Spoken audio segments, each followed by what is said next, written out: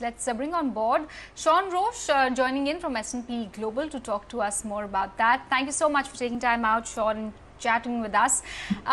First up, you're looking at a 5% compression for India's GDP growth. Can you tell us what exactly are the key headwinds that you're identifying?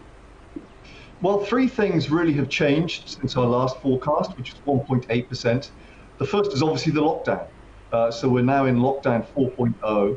And across Asia Pacific, we estimate that 1 month of lockdown takes about 3 percentage points off full year GDP growth. The difference in India is that the lockdown was particularly severe. We calculate perhaps one of the most severe lockdowns we've seen anywhere in the world.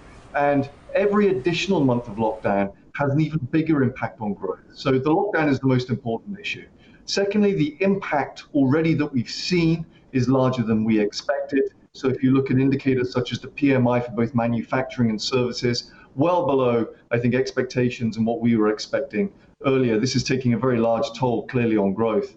And then thirdly, the economic policy response is still lacking to some extent, and it's not providing the push to domestic demand we're going to need to see to prevent the economy from shrinking this fiscal year.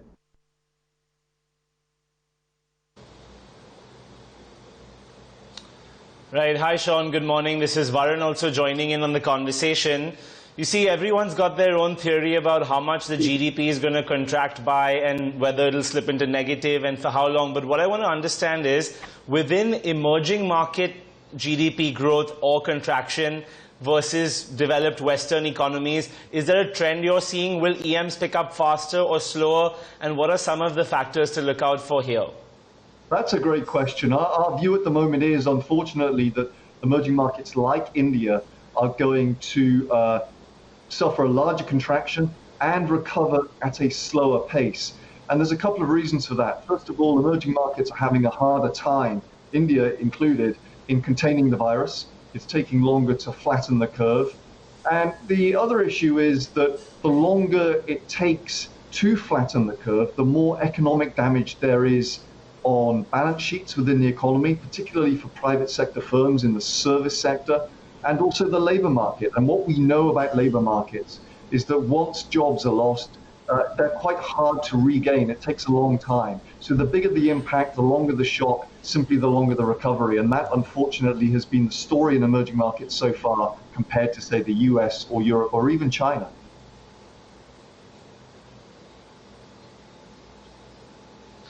All right, Shaun, and just one more follow-up question. You know, if you look at the US indices, particularly the NASDAQ, it's very tech-driven, and all your tech companies have fared really well. And in fact, in some cases, you might even argue that their revenue and profitabilities have shot up.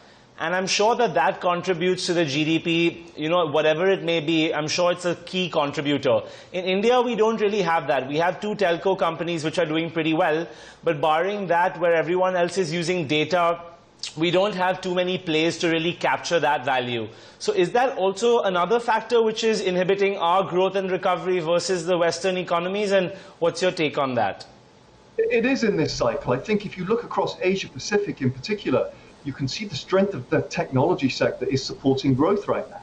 So if you look at a really important indicator, Taiwan's export orders, so all the orders that the Taiwanese firms are getting from the rest of the world, they're actually picking up quite strongly. And the reason why is technology. There seems to be more demand at the moment for online shopping, working from home, health tech. That's boosting the technology hardware sector and the information services sectors, and that's supporting growth. Those economies that have a higher share in those sectors are performing better at this point. So you can see East Asia is doing relatively well compared to some other economies. And yes, as you say, that's a bit of a weak spot for India because we don't see the same sector weighting here that we do see in some other key emerging markets in our region.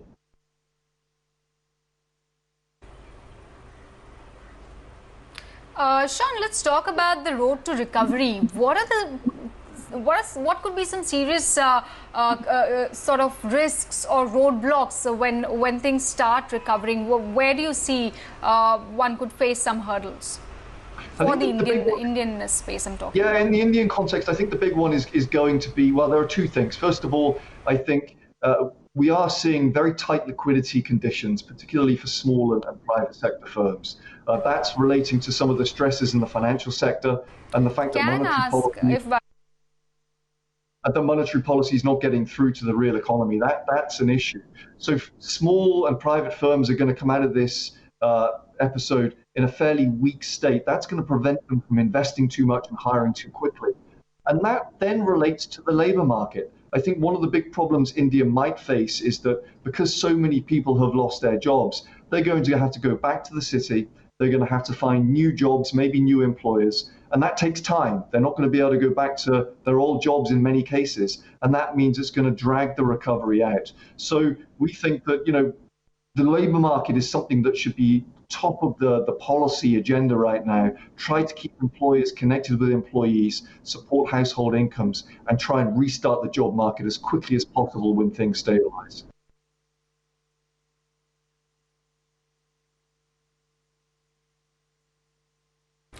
So how big a threat are you seeing right now, the rising unemployment? How big a threat could it pose to Asia-Pacific growth specifically?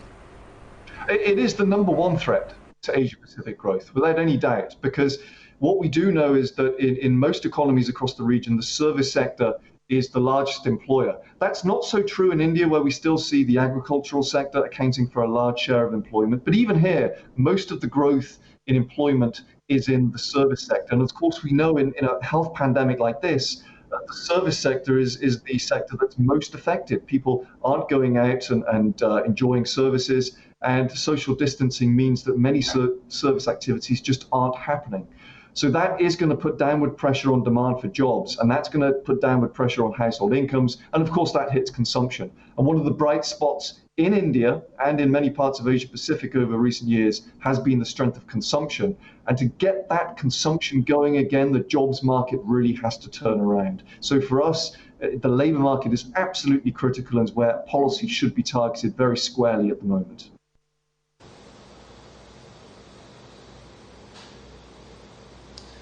All right, Shaun, before we let you go this morning, just one follow-up question. Is there any correlation between GDP growth and markets? Because if you just look at where the US markets were and where the Indian markets were at the end of March, we had fallen off the cliff terribly. And if you look at the situation then, it wasn't that bad because lockdown hadn't really begun. Now, 3 months into lockdown, where the GDP is really taking a hit, you're seeing markets up 25–30% from those levels. So that's a bit of a contradictory move, and I wanted you to explain to us whether at some stage there will be a catch-up to the GDP degrowth in terms of the markets, or do you think they'll operate independently due to stimulus, etc.? That's a great question. I think there is a bit of a decoupling going on at the moment. I think we can explain it in a few different ways. First of all, a monetary policy response has unleashed an enormous amount of liquidity, and that's first and foremost going to support asset prices, so we can't ignore that. The second thing is just simply the weighting of the indices in some markets, especially the US, is heavily weighted towards large tech companies. And as you said earlier, these companies are doing quite well in this crisis. But the third issue, I think, is the one we really need to think carefully about. What are investors pricing in for the recovery? Are they looking through this and thinking about a recovery in 2021? Our view, in fact, is that the recovery everywhere, but particularly in emerging markets in India, is going to be perhaps more gradual than people think. And so at some point, maybe equity markets will have to deal with that.